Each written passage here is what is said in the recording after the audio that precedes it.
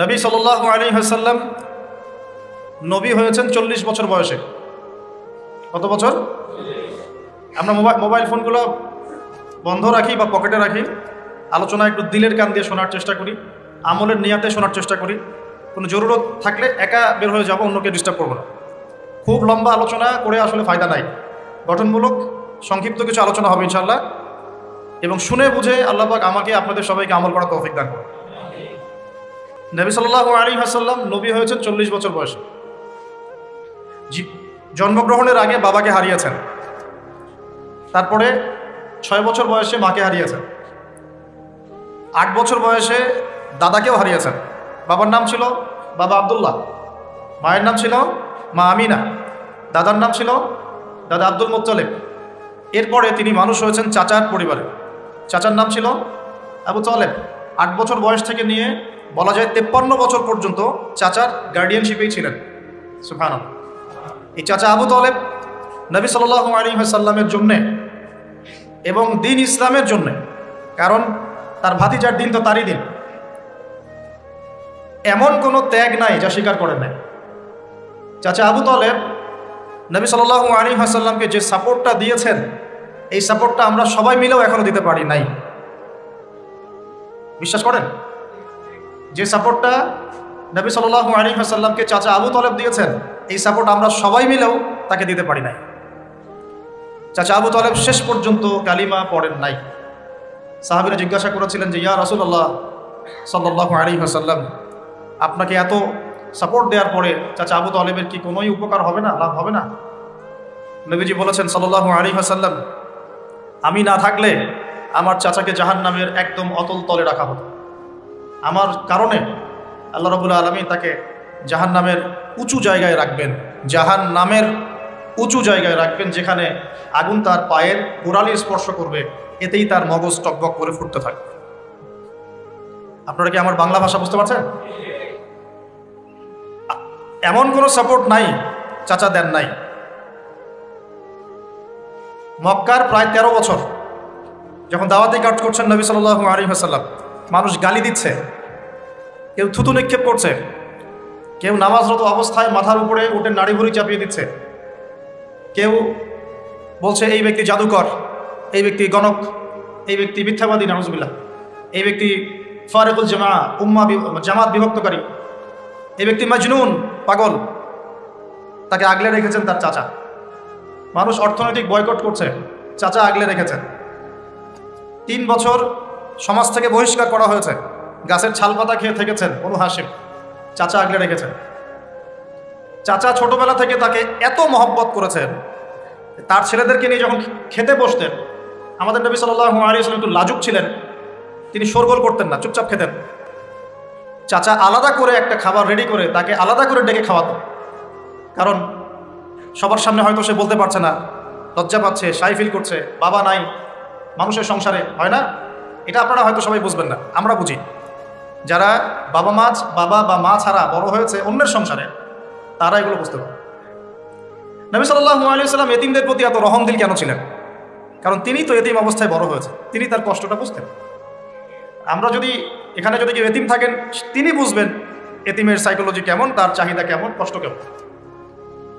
তো বারবার বলে আসছি কয়েকদিন থেকেই, আমাদের তো কারো সন্তান মারা যায়নি, আমাদের কারো সন্তানকে তো বোম মেরে বুলেট দিয়ে গুলি করে হত্যা করা হয়নি, আমরা তো সেই লাশ দাফন করি নাই, পৌঁছালেও কলব পর্যন্ত পৌঁছাবে না।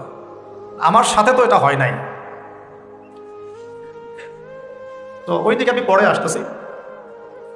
চাচা আবু তালেব তাকে এত মহব্বত করেছেন, আমি ভাষায় প্রকাশ করতে পারবো।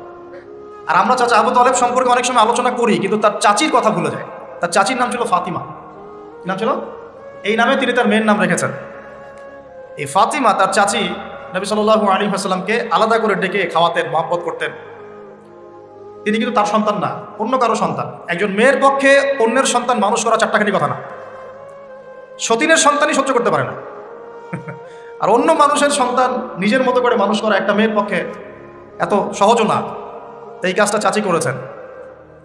আমি একটা জায়গায় আসতে চাচ্ছি, এত কিছু করার পরেও, সমাজের মানুষের অত্যাচার, নির্যাতন সব থেকে ভাতিজাকে প্রোটেক্ট করার পরেও শেষমেশ তিনি কালিমা লা ইলাহা ইল্লাল্লাহ সাক্ষ্য দেন নাই। শেষ মুহূর্তে নবী সাল্লাল্লাহু আলাইহি ওয়াসাল্লাম বারবার বলছিলেন, হে চাচা, খালি কালিমা পড়েন, আমি আপনার জন্য আল্লাহর কাছে সুপারিশ করব। ব্যাস ব্যাস। তো তিনি শেষ পর্যন্ত কালিমা পড়েন নাই, দরকার নাই, আলোচনা শুরু হয়ে গেলে ব্রেকআপ করে না। তো শেষে কি হলো, কালিমাটা পড়া হলো না। বারবার জিজ্ঞাসা করা হচ্ছে, চাচা আপনি কালিমাটা পড়েন, আমি আপনার জন্য আল্লাহর কাছে সুপারিশ করব। শেষমেশ তিনি বলেছেন যে না, আমি আব্দুল মুত্তালিবের ধর্মের উপরে থাকলাম। সারা জীবন সাপোর্ট দেওয়ার পরে কালিমা পড়ে মুসলিম না হওয়ার ফলশ্রুতিতে আল্লাহ নবীজি বলছেন আল্লাহ পাক তাকে জাহান্নামের উঁচু স্থানে রাখবেন। আমরা যারা মুসলমান, মুসলিম পরিবারে জন্মগ্রহণ করেছি, আমরা বা আমাদের মধ্যে বেশিরভাগ মানুষ এখনো এই নিয়ামতের শুকরিয়া আদায় করতে পারি নাই যে আল্লাহ পাক আমাদেরকে মুসলমান পরিবারে জন্ম দিয়েছে, কালিমা পড়ার তৌফিক দিয়েছে। আমরা সহজে যা পেয়ে যাই তার মূল্য বুঝি না। আল্লাহ পাক যে আল্লাহ পাক কি আমাকে জিজ্ঞাসা করেছিলেন যে আবু তাহাদ নাম তোমাকে মুসলিম বানাবো না মুসলিম বানাবো? আপনাকে কি আল্লাহ পাক জিজ্ঞাসা করেছেন যে আব্দুল্লাহ আব্দুর রহমান তোমাকে মুসলিম বানাবো না মুসলিম বানাবো, তুমি কি চাও? আল্লাহ পাক আমাদেরকে জিজ্ঞাসা করেন নাই। নিজ অনুগ্রহে আল্লাহ পাক আমাদেরকে মুসলিম পরিবারে জন্ম দিয়েছে। সেই মুসলিম পরিবারের মানুষ এখন কালিমা লা ইলাহা ইল্লাল্লাহের সঠিক মর্মও জানে না, তাওহীদও জানে না, শিরকও চিনে না, ইমানের রোকনগুলোও বোঝে না, ইমানের মূলনীতিও বোঝে না, ইমান ভঙ্গের কারণও বোঝে না, কোনো কোনো ক্ষেত্রে ওযু গোসলের মাসলা মাসাইলও জানে না, নামাজ পড়ার ফরজ ওয়াজিব সুন্নাত মুস্তাহাব বোঝে না, নামাজ পড়েও না। মাশাআল্লাহ, জুমার দিনে নামাজ পড়তে আসে অনেকেই, ঈদের দিনে প্রথম দেখা যায়, আর জানাজার নামাজে প্রথম দেখা যায়। আর দেখা যায় যারা এরকম নামাজ কালাম পড়ে না তাদের জানাজা আবার 3-4 বার হয়।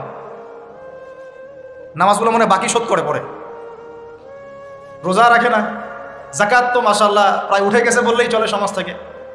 বাংলাদেশের ধনিক শ্রেণীরা যদি জাকাত দিত 10টা পদ্মা সেতু বানানো যায়। বিশ্বাস করতেছেন না? ধনীরা যদি সত্যি সত্যি জাকাত দিত, জাকাতের টাকা পদ্মা সেতুতে দেওয়া যাবে কিনা সেটাও একটা মাসালা। আমি একটা এক্সাম্পল দিলাম আর কি। জাকাতের টাকা দুইটা করা যাবে কিনা এটা তো একটা মাসালা, তাই না? জাকাতের খাত তো 8টা, ইন্নামাস সাদাকাতু লিল ফুকারা ওয়াল মাসাকিন ওয়াল আমিলিনা আলাইহা ওয়াল মুআল্লাফাতি কুলুব ওয়া ফির রিকাব ওয়া ফি সাবিলিল্লাহ, এরকম কয়েকটা খাত আছে। আমি একটা এক্সাম্পল দিলাম। যদি বাংলার মানুষ ধনিক শ্রেণী ঠিকঠাক জাকাত দিত, বিশ্বাস করেন সমাজে আপনি দরিদ্র মানুষ খুঁজে পেতেন। আর জাকাত ভিত্তিক অর্থনীতি চালু আপনি করতে পারবেন না, রাষ্ট্রীয়ভাবে পারবেন না। বলে কেন পারবেন না? কারণ প্রত্যেকটা রাষ্ট্রের উপর জাতিসংঘের নিয়ন্ত্রণ আছে। আমি ভাই খোলামেলা কথা বলার মানুষ, যদি কারো পছন্দ না হয় কিছু করার নাই, আমাকে বলতে হবে। আপনি আমার সাথে একমত হন বা না হন, অ্যাটলিস্ট শুনেন, পরে সত্য মিথ্যা আপনি যাচাই করেন, মানা না মানা আপনার বিষয়। আমি জাস্ট বলতেছি, আমি তো আপনার মস্তক দখল করতে পারবো না, আমরা তো খুবই দুর্বল। কোনো রাষ্ট্রের পক্ষে ইসলামিক আহকাম, হুকুম আহকাম, শরিয়া, লজ এগুলো বাস্তবায়ন করা সম্ভব না যতক্ষণ সে জাতিসংঘের আন্ডারে আছে। সোজা কথা। তালেবান পারলো কেন? ওর আন্ডারে নাই, ও কারোর সাথে চলে না। সুবহানাল্লাহ। আবার অনলাইনে মাঝে মাঝে দেখি কিছু কিছু শায়েখ আছে, বলছে যে তোমরা ওদেরকে জামাই মনে করো, এই করো, তোমাদের আকীদা ঠিক নাই। তালেবানদেরকে যে পজিটিভভাবে দেখে সেও নাকি মুনাফিক। কি বুঝলেন? যারা বিগত 20 বছর ধরে কুফরদের সাথে সশস্ত্র জিহাদ করলো তারা হচ্ছে মুনাফিক। কি সুবহানাল্লাহ পড়বেন নাকি? যারা বিগত 1 বছর 2 বছর না, 20টা বছর ধরে খেয়ে না খেয়ে নিজেদের সামর্থ্য অনুযায়ী জালেমদের বিরুদ্ধে যার যা ছিল তাই নিয়ে দাঁড়িয়ে গেছে, যুদ্ধ করতে করতে করতে করতে বলা হয় যে প্রত্যেক 5টা বাড়িতে একটা করে শহীদ আছে, 5টা বাড়িতে একটা করে শহীদ আছে, 10টা বাড়িতে কারো পা নাই, কারো হাত নাই। 20 বছর কি কম সময় নাকি? অগণিত বম্বিং হয়েছে পাকিস্তানের মাটি ব্যবহার করে। যখন পারভেজ মোশাররফ ক্ষমতায় ছিল, ওই জায়গাটাকে সে বেস ক্যাম্প করে দিয়েছে যে আমেরিকান বিমান এখান থেকে ফ্লাই করবে, ওখানে বোম ফেলবে। আমাদের মুসলিম ভাই, ঠিক আছে? ওই যে আল্লামা ইকবাল একটা কথা বলেছেন, তুঝ জৈসা দোস্ত হো তো দুশমন কি ক্যা জরুরত, তোর মতো বন্ধু থাকলে আর শত্রুর কি দরকার। এটা আমরাও ফিল করি এই দাওয়াতের মাঠে কাজ করতে গিয়ে, তুঝ জৈসা দোস্ত হো তো দুশমন কি ক্যা জরুরত।